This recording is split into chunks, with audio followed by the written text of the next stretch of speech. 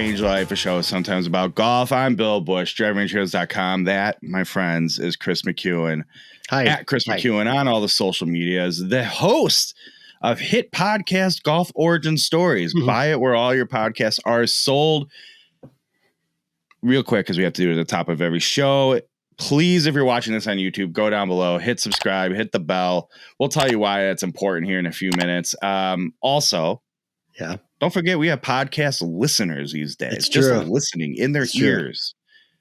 Do us a favor if you can. Give us that 5-star rating, even if you don't think we deserve it. Just please. give it to us and leave a review. Tell people about how much you love or don't love us. And why they should listen. I haven't checked the reviews lately. I wonder if there's any new ones out there. Hint. Yeah. Just saying. Yeah. All right. Let's just dive into things. So let's get it. Let's go.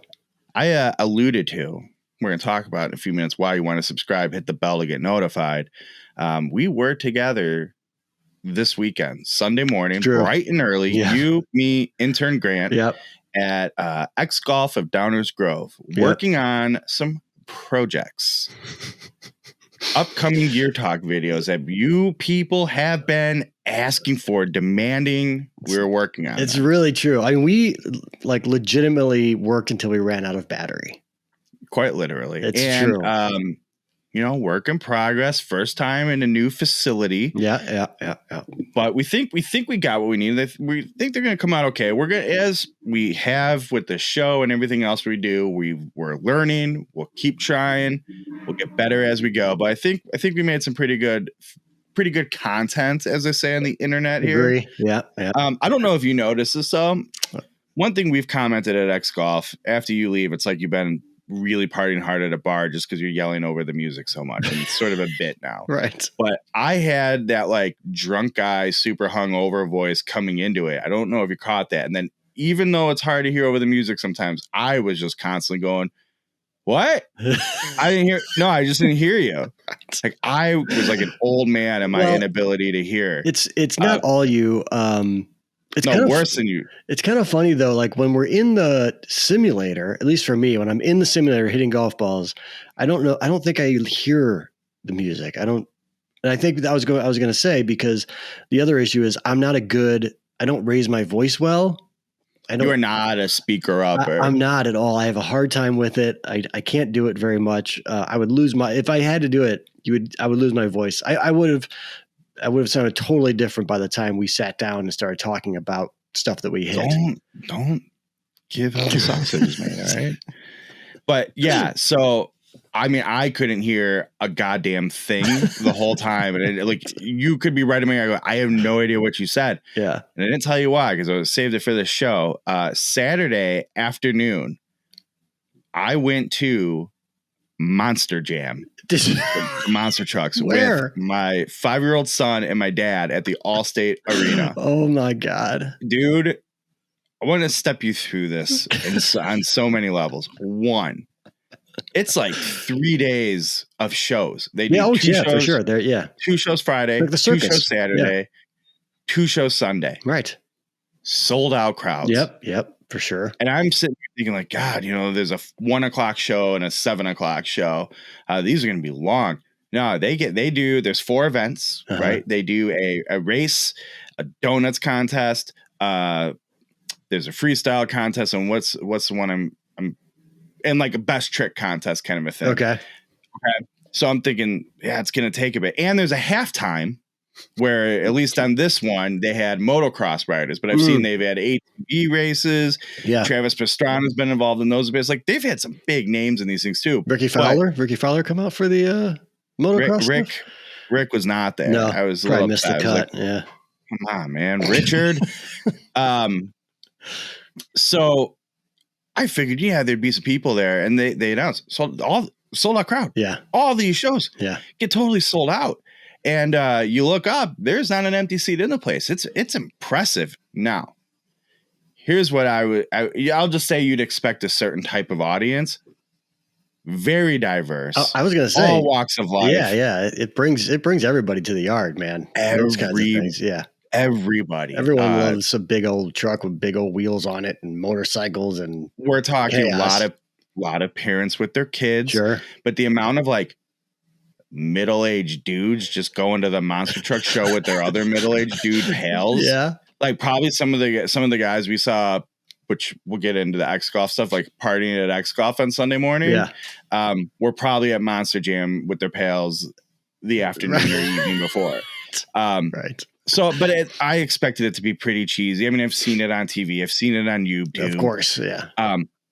It was electric. It's something, man. I've been to one of those years. It was probably the same kind of thing. Like, I think my son was probably, single digit age, and, we were looking for something to do, and tickets are $30 or whatever it was. And yeah, go have yourself a couple hours and watch some trucks. I will absolutely go back. Absolutely. And then they have the pit party at 10:30 in the morning, which I didn't know about that.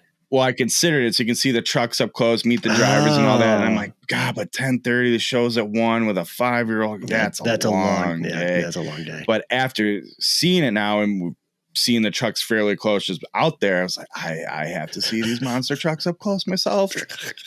It was amazing. Just awesome. Amazing. And so they are nothing short of impressive, those machines. Just fantastic. For sure.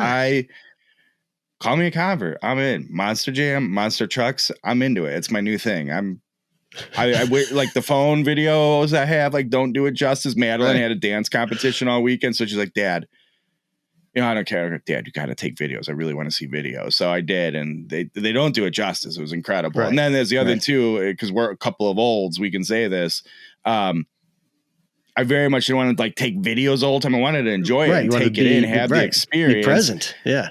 So, of course, one of the trucks does a backflip and lands it, and I didn't have video of that one. That guy ended up winning two of 4 events he ran, and he was a good driver, Max D. Okay. Max D is a very popular truck on the circuit. It's been around like 20 years-ish. Wow. But Gravedigger, everything you want Gravedigger to be in person. Yeah. Just legend. Amazing. That truly, Gravedigger is truly a legend. It was so good. It was so good. I don't mean this in any hyperbolic or comedic form. I loved it so much. I will go back next year, and I will say, like, Liam gets to point, Dad, I don't want to go do that with you. I'm like, all right, Chris, you want to go? Right. You, me, and Big Gare, we're going, and you're gonna go. Yeah, all right. We should do like you know how companies will reward their employees or something. Like we should take intern Grant. We should take Riv. We'll drag Adam with. He'll hate it, but he's coming anyways. Riv did text me because I did post about it on the barbecue Instagram, and Riv saw it. He's like, dude, how was it? Yeah, no, that stuff's awesome. But I do think it'd be funny, like the kid. I mean, we'll make intern Grant and Riv wear earmuffs for safety, we'll get to that in a second. Yeah. But so Bobby he'll be a grown up probably by the time Liam grows out of it. So that's true.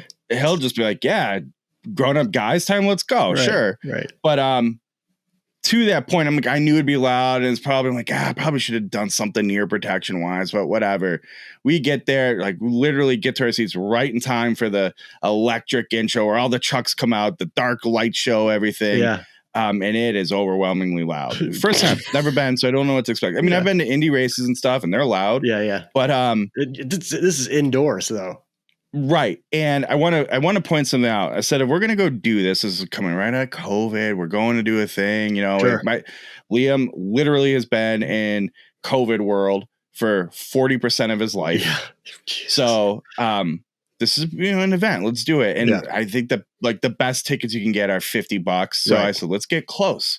Well, by the time I got my tickets, it looks like, it's like halfway up the 100 level. Okay, that's still fine. I was gonna say it's only Allstate. It's only Allstate, so it's not that big. It's a small venue. Which is correct. And that's the other thing. I was sitting there thinking, like, God, I remember sitting in these seats like, oh, it's far away at these concerts I go to, but then not being too, underwhelmed because the other end's like a hockey rink away. That's it. Right. Exactly. Yeah. But what I didn't realize when I was getting my tickets, the first half of the 100 section is tarped off because the trucks are flinging globs of mud and dirt, and people are. So we're probably 4th or 5th row, ultimately of people. Yeah, people are just getting slammed by dirt. And then it got to the point where sort of like you have your little kid at a baseball game, make sure they don't get hit by the foul ball. I have to do that with Liam, but I'm secretly going, I want to get hit by a huge thing of dirt just to say I did. But it's amazing. It's awesome. And so get there, it's super loud. Which is why when I saw you said, I'm like, huh? Yeah. What? Yeah. But I go, in my right mind, as a responsible parent, I can't have Liam here the whole time with no ear protection. So I went out, and this is where this is probably one of the most genius operations in the world. Yes, plenty of $50 tickets are sold and $30 tickets, whatever. So, but all states taking their cut and whatever else. But that production can't be cheap to maintain and wheel around the country. Ticket sales aren't going to do it. But the merchandise, just printing money. All those little kids there. Oh, God, what are you gonna do? Not buy them a toy truck or a hat or something? The cotton candy. This is one I keep pointing out. The cotton candy is not like concession vendor brand. It's Monster Jam brand, and their packaging with a mask, like a plastic mask. I should have. Big production mistake. I should have brought that and been like, check this out. We got the El Toro Loco mask. $20 for that thing. And what are the kids gonna see the guy walking with the cotton candy with the big mask on and not get it? That's a mismatch right there. Yeah. You have no chance not buying that. Not a chance. And the funny thing is with my kid, he was just fixated on wanting the cotton candy. It had nothing to do with like the mask. He's like, please can I get some cotton candy? Right. So there's that. Then, you go and you buy the $30 toy monster truck, like 1/24th scale. Oh, you don't want to go that big? Fine. For $15, you can get 1/64th scale, which is essentially, Hot Wheels size. Matchbox, right. Right. So, look at your brand site. They have an exclusive agreement with Hot Wheels, of course, which, by the way, Hot Wheels cornering the market because Hot Wheels has their own monster truck tour. Right. Sure. Which Bigfoot's on. So now I'm like, do I need to be involved in both monster truck tours? Maybe I do.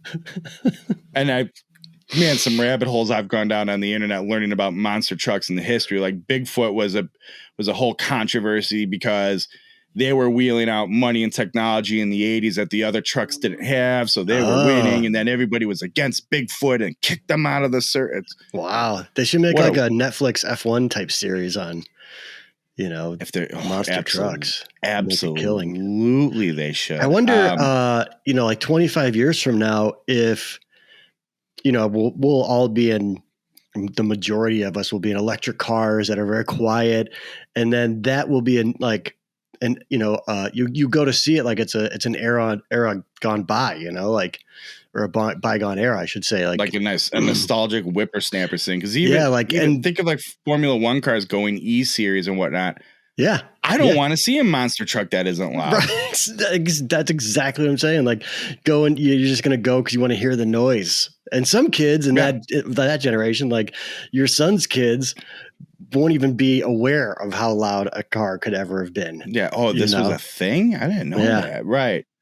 It's and to that point, you can't have all those fumes indoors in in a closed-in space. Yeah. So the way it works, again, where do you have enough room for it all? They open the end of it, like where the Zamboni comes in and out. Yep. All the way out to the outside. Yeah. Where the loading area, right? Yeah, yeah. And it stays open the whole time. So even though we're sitting at the opposite end of the place, you could see your breath the whole time, like worse than being at a hockey game. Right. So that was incredible. But as the trucks are going, I mean, it just reeks of essentially racing fuel. Right. Yeah. Oh, no wonder they have it open. It's so cold, and because you're going to die if they don't.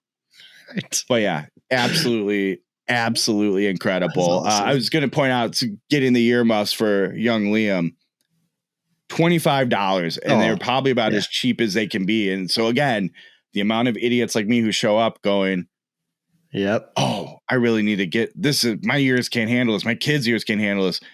It was me, my wife, and 2 kids. Yeah. $100. Yeah. So Monster Jam just do you money. own a pair of earmuffs? like proper sound, proof not proof, but sound reducing earmuffs? No, I just have no need to. Yeah, I was going to say, what I mean? I think I did at one point when I used to go on a lot of construction sites. But now I don't think I have any laying around. Yeah, my dad probably does. And now if I had to, I'd just use like earplugs, or I'll use my my noise canceling earbuds, right? There you go. It's like, hey, I got this. Yeah. I paid a lot of money for these things. I could do that. You're right. Like you could, I'd lend you my Bose like noise canceling and just put them over Liam's ears and be like, just turn them on. You don't play any music, but you turn them on. It's like, right. Yeah. Yeah, man. Absolutely incredible experience. So put that on. So when you're like 60 and I'm 50, we're going to be doing this. All right. So real quick gear talk at X Golf. It was fun to get out there swinging. I don't know about you. Yes, I was hurting bad. Yeah. I didn't really think, I mean, I guess we did. It was more of just, I think there was no real rest. Like we were just banging balls, fast and furious. Yeah, just hitting balls, just one after the other, get the data and test stuff. But yeah, I think when I got home, I was already kind of feeling a little fatigued. And then the next day, I certainly had some sore spots. I had it there was one point, why do my knees hurt so bad? I mean, I know the weather's changing. I was like, oh. And then I got into, how many golf balls did we hit? And then I started thinking, I won't say what clubs we were hitting because I don't want to give anything away. Hit the bell. But some of them hit the bell to find out. Now, like I said, like we alluded to earlier, these are the videos that are going to be coming out. You want to be notified of. Right. Trust me. That's if you're on YouTube. If you're listening to this, go to YouTube and do all that stuff. All right. But think of the torque. Yeah. That had to be used for a handful of the equipments. Right. Hurting so bad. Quite a bit. So yeah, my legs felt it. It was it was a bit of a workout. Of a workout. It was fun. I will say though that I'm feeling pretty loose. I feel like I'm ready. I'm ready for the snow to melt and for it to get warm out and go play as real we're life. Recording. Yeah, which I'm targeting a week from yesterday. So Sunday, I'm targeting that because Saturday I still have responsibilities and kids. Okay, but yes, I think Saturday it's going to be 60 and rainy. 60, but it's going to rain all day. So hopefully, that Sunday we can go play in the mush, which is part of the fun of it. Just get it super disgusting. We're like, look at this. This is hilarious. Yeah, absolutely have to do that. I'm so excited. And if we do get that rain, that means we'll have that much less ice to deal with on the greens, even though we do enjoy that in our first rounds of the year. It's true. It's true. We might miss it. It's true. It'll be, it's going to be 40s and 50s all week. So by the time, Sunday comes around, it may not be, we'll be walking for sure because it'll be cart path only. Yeah, I'm not even going to, well, here's the problem. If we decide to make content for this round, which would be stupid not to. Yeah, for sure. I don't think it's going to be very push cart friendly. So I don't know how this is going to work. That's true. It'll be a lot of intern Grant, you're playing with us. I hope you weren't expecting a golf once. You just have to lug all of our gear. We'll run back and forth. I feel like shots. In the off season though, I've gotten pretty agile with my setup, so we can run and gun a little bit more than we have. So I think I'm going to have an issue with I'll be able to do all the as we're going stuff or hey, get that going over there. I'm going to have trouble with you. I'm like, did you record any swings or shots? Oh no, forgot that. Sorry. Yeah. We're learning. Yeah. Well, okay. Let's dive into that this. Leads right into the golf season. That leads right into the topic of the week. I think we talked about this last year around this time, but it's always good to remind everybody things you should do to get ready for the golf season. Chris, I don't know about you, but one thing I'm lined up for this golf season, I'm set for golf balls because of the official golf ball. Yes, here it is. I even had them right next to me, and I still screwed up and didn't get it. God, go ahead. Bridgestone you got the new ones, the new ones. The Tiger Woods edition of the Bridgestone Tour BXS. Okay, This is the ball Tiger uses. I'm sure it's exactly the same, and now you can play it too. He's probably not even using it right now. You could use it before him. You could, yeah. He probably used this with Charlie to almost win the PNC. That's true. You're right. Worth pointing out, the B. Sorry, I almost said R. Yeah, no. XS. That's a different ball. That's right. The BXS was going to be Jason Day's ball. You may find at drivingheroes.com the release from Bridgestone. He has officially signed. Oh, is that right? I did not see that. As a Bridgestone ambassador, but he started with this and switched to the Tour BX. So be like Jason Day and like Bill Bush and Chris McEwen and play some Bridgestone golf balls. That's right. Best damn ball in the game. So that's step one, is get yourself some balls. A lot of them. Yes, and I will tell you, I was talking about this with intern Grant leaving X Golf. Got a lot of Bridgestone golf balls this year, and I'm very excited about it. Me too. I'm going to lose them all over the place and feel good about it. And the way I see it, that means a lot more people are going to find them and spread the gospel. That's right. Wow. I've had a comment. I had a comment on the E12 contact review. Chris McEwen's golf ball. A guy said, "Hey, I found one of these, tried it out, and it was amazing. So I went and bought some." Yeah, man. So the way I see it, as we lose our golf balls, Chris, we are doing our duty. Now I have a couple questions. I'm gonna kind of as you bring up these topics. I don't know which ones you're going to bring up, but I have some questions about different aspects. So, what would, in your mind, if we didn't have Bridgestone as such a terrific and wonderful partner that we have, we weren't so lucky to have them. How would you go about like getting, finding that golf ball that you're going to play for the whole season? I mean, how we do it, how we've done it. You can go to bridgestonegolf.com and you can do the, put in the data and all that. That's kind of the best way to do it. VFit. Yeah. VFit. That's certainly one way, but are there like, do you go, I've never like taken golf balls to a simulator and like hit them, or I feel like there's too many variables for just general, like I'm going to use a PGA Tour Superstore simulator. Sure, like God knows how that thing's calibrated and juiced and whatever. Same thing for a lot of these like bar simulator places, like who knows what they have going on too. And it's how definite it all is. Like, let's be honest, the point of those places is primarily recreation, and they're a lot of fun, as we know. For sure. And then you're going to go to like the likes of like a Club Champion, and technically, you could absolutely try all the balls and see what you get the best data with on a TrackMan. But that's expensive. Right. So, I mean, I think you can start by sort of like, hey, what does it say on the labels good for me? Is it for this swing speed, that swing speed, at least target audience? But as I will always say, the marketing is a starting point. Right. It is not a definite thing for anybody for various reasons. For a ball, it could be feel to how much spin you can generate, how you can control it. You hear the pros talk about what makes them like a ball or not like a ball. And they're like, oh, it just did this weird thing on this certain type of wind. And so I couldn't play that ball, but otherwise it was really great.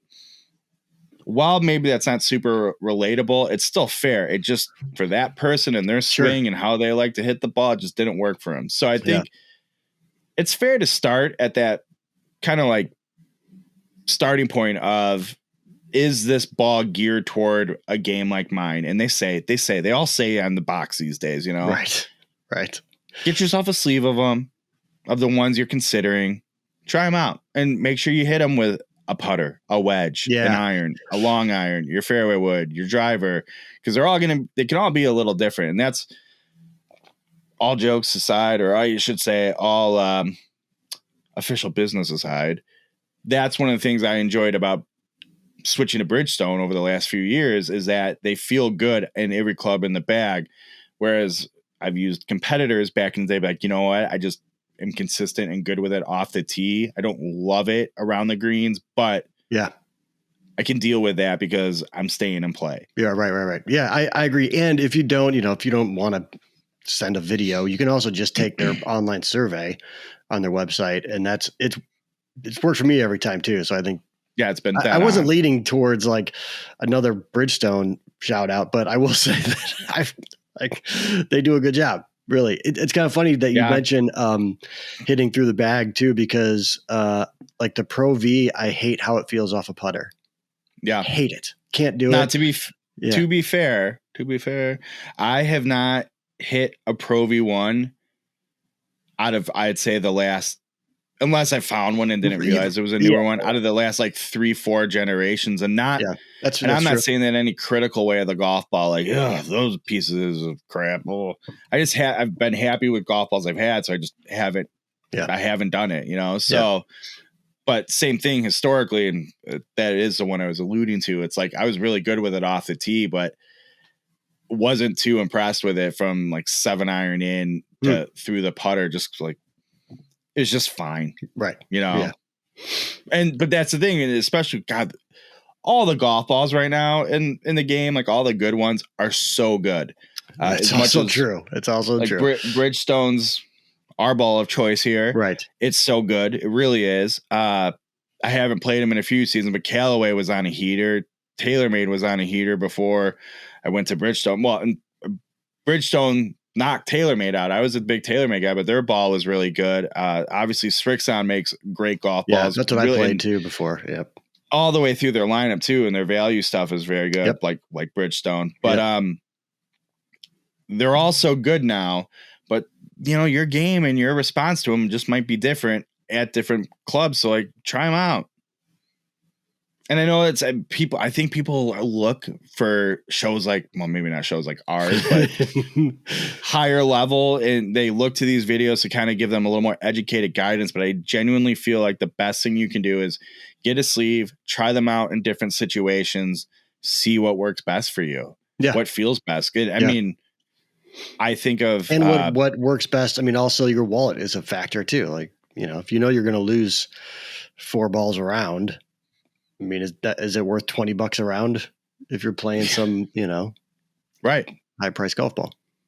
Yeah, maybe some don't care, and maybe you just like being into the whole Costco golf ball thing. I understand that. Right. I saw they had at our Costco, they had the 3-piece back out on the shelves. The 3-piece version 2. Yes, right. I'm not saying, but maybe stay tuned for some content. Okay. Shout out intern Grant. What else? Get yourself situated for golf balls. Yeah. I don't know about you. Actually, during our gear talk, you were like, "Whoa, what's going on there? Sweaty hands." It was funny.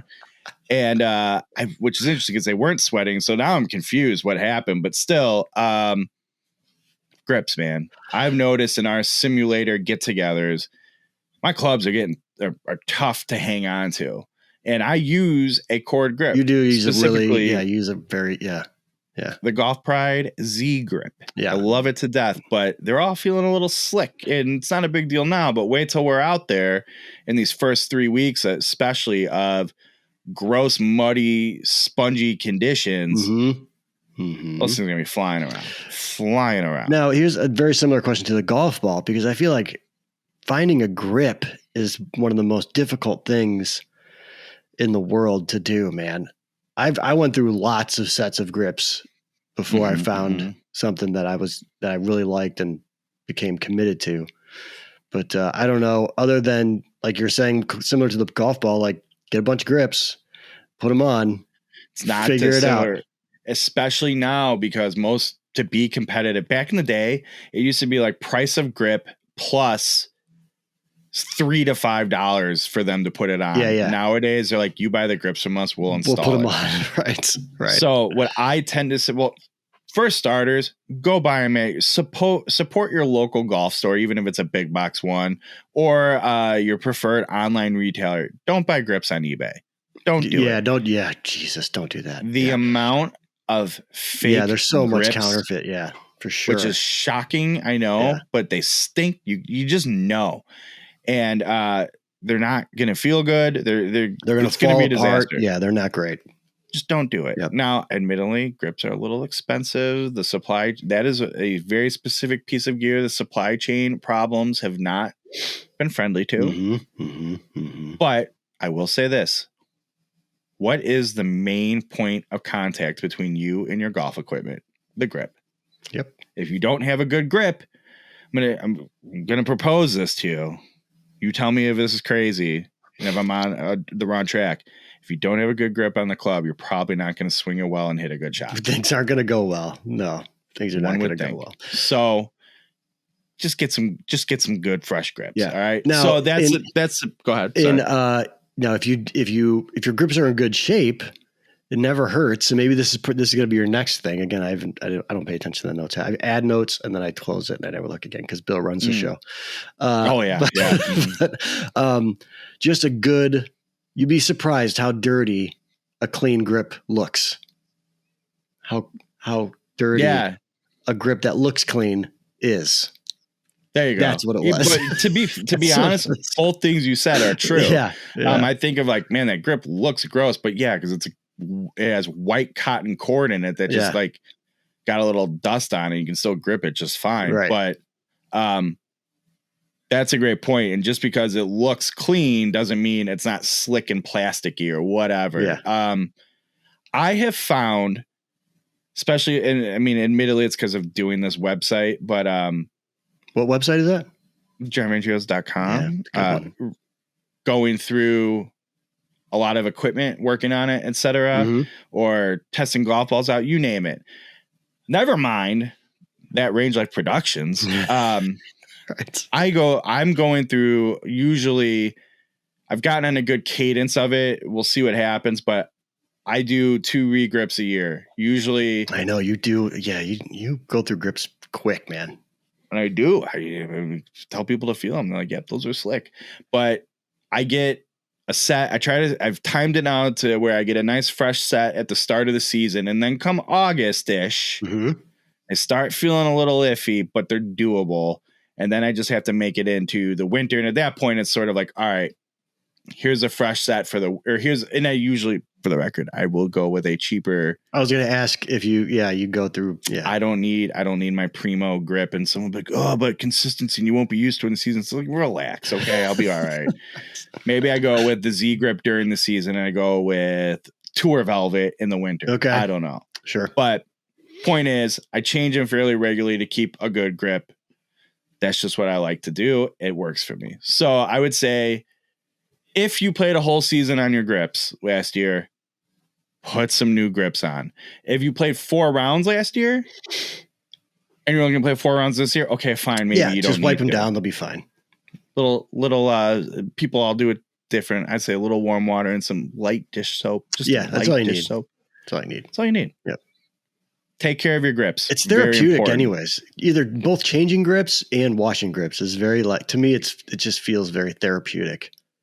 I don't know why. Yeah, it can.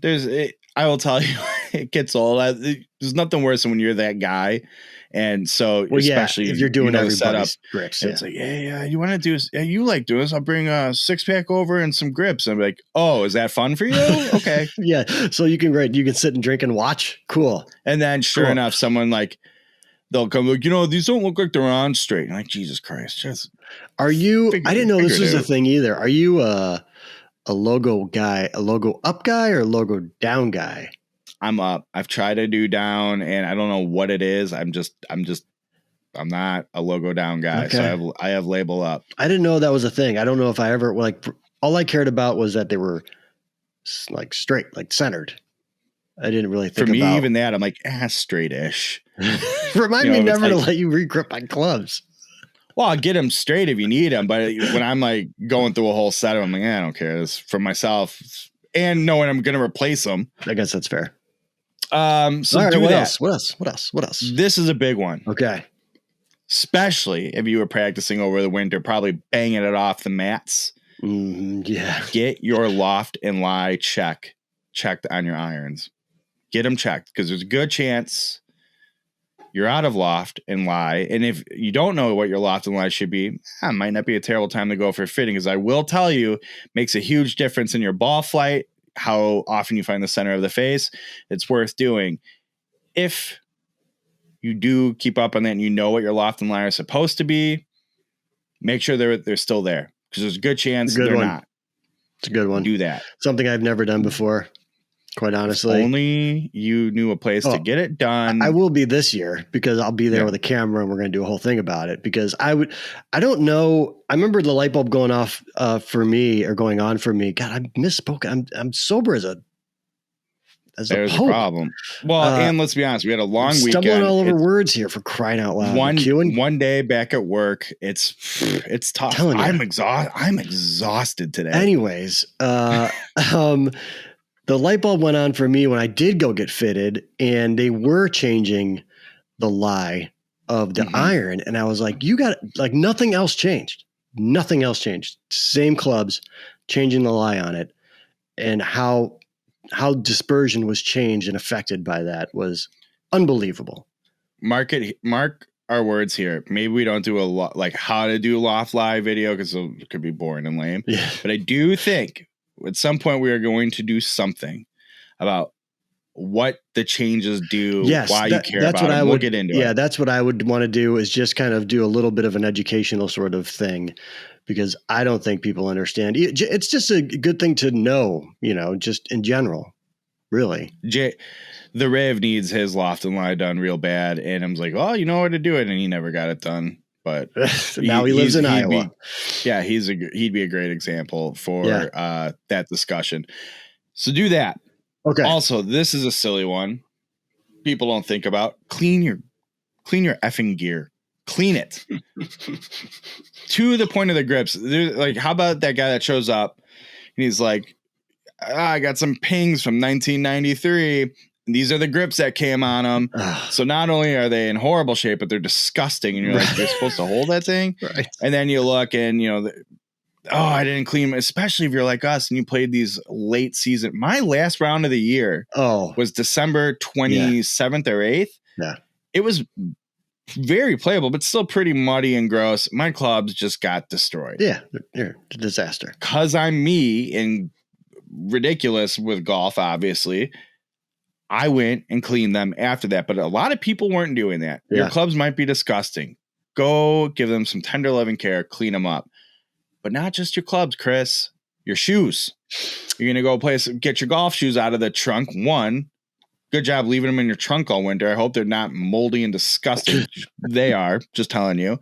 But all that stuff that's all over your clubs is also in the bottom of your shoes. Get those cleaned out. Maybe replace the spikes on them if you play spikes. If you're spikeless, maybe you're due for some new golf shoes. Maybe. Either way, get your golf shoes ready to go so you don't show up to that first tee time of the year with disgusting. You're going to get like trench foot or some shit. It's disgusting. All right. Yeah, for sure. You're gonna totally get trench foot. Get yourself a fresh pair of True Links wears. Another quick tip around if you're gonna change your cleats, take a cleat out of your shoe and take it with you because believe it or not, they do make different types of cleats that will screw into different kinds of shoes. It's not a universal thing. And get a tool because I've tried to do it without an actual cleat tool and it's a pain. Just get the tool. My God, I hope I have just the right needle nose pliers. Exactly. That's exactly. Yeah. You're bending them and they're all twisting and breaking apart. Just get the tool. Just make sure you have the right spikes. Yeah, that is a process. Yeah. It is. Now, fortunately, when you're me, you don't wear any one pair of shoes enough to worry about spikes wearing out. Right. And half your house is devoted to golf shoe storage. I think the last thing, and unless you have anything you want to add to the list, the last thing I have is this is a great time for new gear. As you have been getting ready and doing the things we've already talked about, I would hope you've been inspecting and making sure all of your gear is in good shape. Oh man, something's broken, something's dented, whatever. Better get it replaced. Or you're like, I just need to find a few more extra yards. I better get the new latest and greatest technology. Yeah. Great, because all the new gear has been released and is out there and ready to go. It's true. Get some of the maybe you get in on that. One, new stuff is cool. Two, last year's stuff is available at discounted I was going to rates. say that's the yep. As much as I'm pushing some current stuff, There's some really good gear last year that you might still be able to get at a good deal. And with the way golf gear has been getting snapped up, there's not a ton of old inventory like there used to be. So if you want to get that Tour Edge C721 driver for, I think it's like $300 now, maybe. Yeah. Those won't be around long. Because I remember with the EXS 220 fairway wood, I said to people like, no, it's their fairway wood from last year. This thing was the best club I've hit.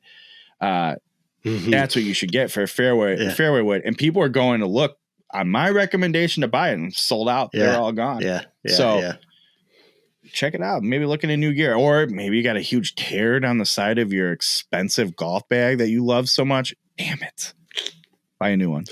That's the only thing I'll add to this is just do a full bag inventory.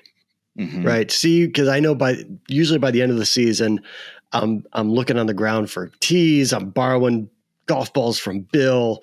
It's a whole. My golf gloves are destroyed. Golf gloves is one we should talk about. Yeah. So just do a bag inventory. See where you're at with some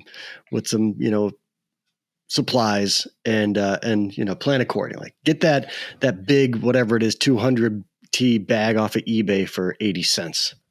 Do it now though, because it's taking forever to get here. So just do that stuff now. Right. Golf gloves that's another good one. Yeah. Chances are, hey, great. You and the buddies are showing up for that first round at Harborside International that you thought was a good idea. And you go to pull the glove out and it's disgusting because it was in that golf bag that you stowed away in the trunk of your car and got all moldy, as we talked about earlier. So did that wet golf glove. Can't wear that now. It's either crusty or it's just not good. Right. It's the one that you take out and it keeps its shape.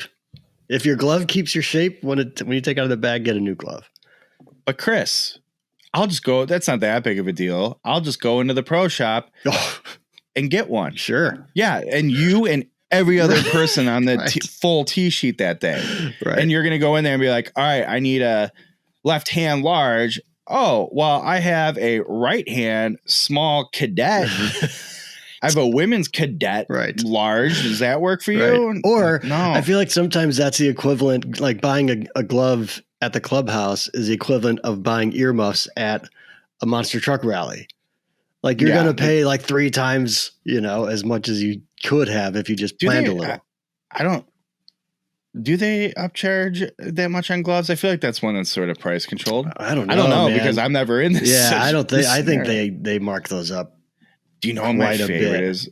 Especially when you're at like the Sand Valleys of the world, when it's a rainy day and everybody's showing up like, get rain gloves. And like we sold out of the rain gloves at the pro shop open at 5 a.m. Right. We sold out of all of our rain gloves at 5:05 a.m. Right. Yeah. Yeah. And they're like, oh yeah. And they're selling, like $60 a pop. Right. No problem. Right. Guys who have 2 p.m. tee times are showing up at like, I got to make sure I get some rain gloves. Showing up at 5 a.m. to get rain gloves. So that's another good one. Yep. Get some rain gloves and just keep them in your bag. You never know. Yep. You never know. But get some new gloves. Just do it. And you know what? That's another one. You don't have to spend a ton of money to get a good golf glove these days. No, not especially at all. With like FootJoy knows what they're doing when it comes to a golf glove. Get one of those for like a decent one for like $15. Sure. You're good to go. Get some fresh gloves, fresh grips. You'll be made. You'll be perfect. There you go. All right. That's what I have. That's what I have to get ready for the golf season. That was that felt like, I'm ready. Let's go. It's getting warm outside. It's melting. We're talking about getting ready for the season. I'll say this one more thing. Viewers of the YouTube channel, because we have conversations with our viewers on YouTube. Unfortunately, we really can't on the podcast. But leave a comment with something that we left out. Throw down there what you do. Maybe you mark every golf ball. You buy all your golf balls and you mark them up, as a little thing to do that gets you mentally prepared or something. Just gives you the warm and fuzzies inside that golf's here. Yeah. What is it that you do that kind of gets ready? I was going to say, get it fitting, especially if you need to get new gear. Like, hey, maybe your swing's changed a lot and you're to the point of loft and line. Like maybe you need a little different setup, some length added. But here's the thing. I would tell you, with the way the golf industry's been the last few years, if you haven't got your fitting booked yet, you're probably a little late. So don't look at that as a start of the season thing. That is now a whenever you can. But or book it for, October. Just book it now for October and just play what you have for the rest of the year for now. Right. Oh man, that's a lot of monster trucks, golf season preparation. I just want to be clear there one too. This time next year, we will be having this discussion again. We don't care that it's repeat information. Maybe we'll come up with something brand new this year. Probably not. It's pretty straightforward every season. We've had like 25 since the last episode, probably more now, that new subscribers that, maybe they're just joining. So, Right. You never know. There's always a new person in every audience. That's why they read the plane things every time we get on a plane. There's always someone taking a first flight, Bill. It's a great point. This is your first flight. Thanks for joining us. All right. It wouldn't be an episode of That Range Life. And we're going to do this in like 5 minutes. This is probably the next half hour of the show. TV talk. So I don't have a ton of Dawson's Creek to catch you up on. We talked about it a little bit off the mic. We did. One thing that popped into my head, though, where I'm at in season 5 has shifted. But the hats that the restaurant staff wears, or the kitchen staff, wears at Pacey's restaurant. How do we not have? I don't know, but that's a great call. It's an absolute great call. Where we're gonna find them, but we need them. I don't know. If you give me, I need to get a good picture. Maybe we can just recreate it ourselves. Yeah, maybe. I don't know how, but that's a great call. That's a must-have for sure. That's something we need. And then also. Mitch's spoiler alert. Okay. Mitch is dead. Correct. All the kids are off at college. What happened to the Leary's restaurant? I think it's just kind of running itself for the most part. They don't even touch on it. No wonder he wanted to be killed off the show. It's like just abandoning everything in our story. Yeah, it's true. Gretchen left, so she's not running the place. Mom is a mess. Dawson's, having panic attacks. I don't know. Maybe it's just temporarily closed, Where are you going to get your fish in Cape Side? That's all I got to know. So that's where I'm at with Creek Talk. I'm almost done with season 5. There's only 6, right? You're in the home stretch here. Okay. Did you say that? What is that? 76 episodes left? I hope season 6 is a nice condensed one. Do you remember what season 6 is? No. Oh man. Okay. That's fun.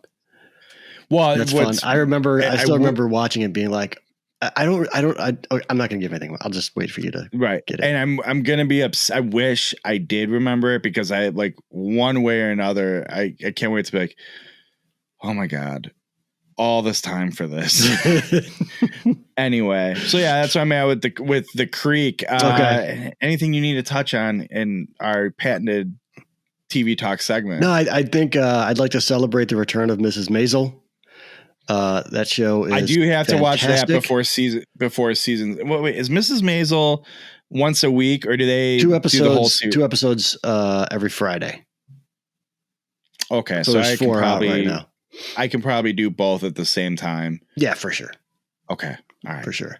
But after season 5, though, I got to get caught up on Mrs. But Maisel. that was my reference in the notes about Jane Lynch and just how Jane Lynch, man, she was in Dawson, right? As Paisley's mom. And then she shows up in Miss Maisel with a totally different persona and character. And she's done like the comedy stuff. And she's just an incredible human being. I just am so just in love with her. She's amazing. She is so good, obviously, in all the Christopher Guest movies. Oh, God, but yeah. I have to tell you, it's by no means the best Christopher Guest movie, but her performance just like might be her best performance in anything in A Mighty Wind.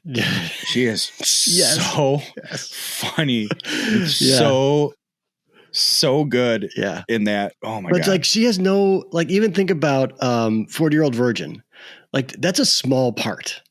And she, like, every scene that she is in, she is just unbelievable. I would say to the point, it's like, you think, oh no, she's like a a character in that movie, like not even close she's to on a screen B or like C. 5 times, but like, yeah, you feel like she just takes it. It's just, she's so great. Anyways. Now I feel like I want to watch 40-Year-Old Virgin just to hear her sing in Spanish. It's so funny. So great. Oh God, anyways. I love Jane Lynch too. She's Yeah, the best. She's the great call on that. Yeah, she's the best. Yeah, that's about it. I have a whole. I really. It's a long. I just finished. All of Us Are Dead, which is a Korean zombie movie. The Korean like movies or television is having like this. I don't know if you call it a renaissance or something, but Squid Game was obviously a huge hit. All of Us Are Dead is another big one. There's another, I think, zombie type of movie out of Korea, Train to Barsam or something like that. I haven't seen that one, but this thing is 12 episodes. There are full hours, so it's 12 hours. So it's a commitment for sure. But man, it's just like there are two things that are working to make it just so kind of chaotic and not scary, just like really tense. Is as an American, you don't know who's famous or who's not famous when you're watching a Korean television show. So like, you don't know who's safe or who's not safe. I listened to it. I tried to have it dubbed with English over overdubbed, whatever. And I couldn't, it was too distracting because the mouths weren't matching and it was annoying. So I flipped it. And so it was Korean language with subtitles. And there's something about not knowing the language and trying to keep up and the way they film it is totally different. It's like, I don't know, man, it was a ride and it was really good. It was really a mental good. And emotional roller coaster. It really, really was like, yeah. And I'm not going to say anything about anything because if you do just happen to watch it, I think it's just crazy. I'll probably watch that when we go to Monster Jam together. I'll be like, I can finally handle watching stuff and they're like that again. Yeah, right. And they're not like the zombies that, the Walking Dead zombies. These are more like World War Z, manic, crazy, chase you down, crazy zombies, like super aggressive zombies, not like wandering around. You can sneak up on them. Like, no, you're not sneaking up on these fools. They're crazy.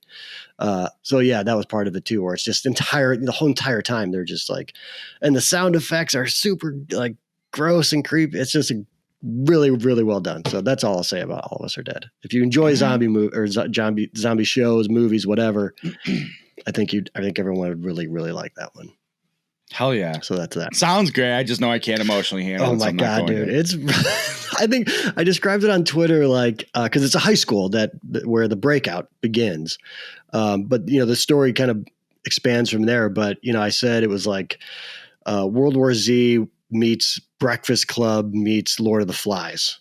I thought you were going to at least throw High School Musical or Glee in there. No, there's no singing. So no. Sorry. Glee. Shout out Jane Lynch again. Yeah, there you go. See, there she is. There you go. She's everywhere. All right, man. Yeah. All right. Hey, guys, you made it this far. I appreciate it. Comment below. Give us some of your hashtag Creek Talk. And check out Bridgestone Golf Balls, the official golf ball there at Range Life show. Sometimes about golf. Chris. Yeah, man. What do you have to plug, I forgot about sir? Plugs. Yeah, so we got all kinds of stuff going on the channel. So already you've had another golf shaft that dropped on Tuesday of this week. So podcasters, again, head over to the YouTube channel, check that out. And then Adam and my little side project, Golf Stories, Volume 1. Chapter 2 is out around the Secret Tour Pro. That's been very well received. Thank you, everyone, for letting us know that you're enjoying it. That's a podcast you can find wherever you get your podcasts. And I don't know if I'm going to drop a Golf Origin Stories this week or not. I obviously have lots of things going on. I don't know if 3 podcasts in 1 week that's kind of, I don't want to be that guy. I don't know. Basically what we're saying is nobody likes you that much. I don't even like myself that much. Right. And I'm not even on Golf Stories. I just produce it, but still I don't like, anyways. And then the big, what we've been teasing all show on Sunday, we will have a brand new A Gear Talk. please watch that one. Let us know what we can do different, what you'd like to see. Feedback, questions, the whole thing. What else would you like us to test? Because we're just getting going. We've got some stuff. We've got a little backlog, but before you know it, we're going to be needing that. We'll, you guys can help us. We'll be like, hey, these people want to see this test. That's right. I'm not above screen capping a comment being like, hey, this person asked for this. You need to give it to us so we can test it and provide them an answer. Right. It's that easy. That's how that works. All right. Go over to driverangeheroes.com if you want. Check out the Tour Edge Hot Launch C552. What? 522. 522? Oh, the irons. Hot Launch. Yeah. No, you're right. Hybrid. You're right. Sorry. Hot Launch 522 Hybrid. Yes. C522 Hybrid review. I think you'll like what you see. Check that out. Like we talked about earlier, the Bridgestone Jason Day announcement's been made. Okay. Get the details on that. Cool. Also, speaking of unboxings and stuff, if you haven't watched it yet, we got a post up, but you can check it out here on this YouTube channel. The what's in the box for the UST Helium Nano Core, new helium shaft. Oh yeah, Very exciting.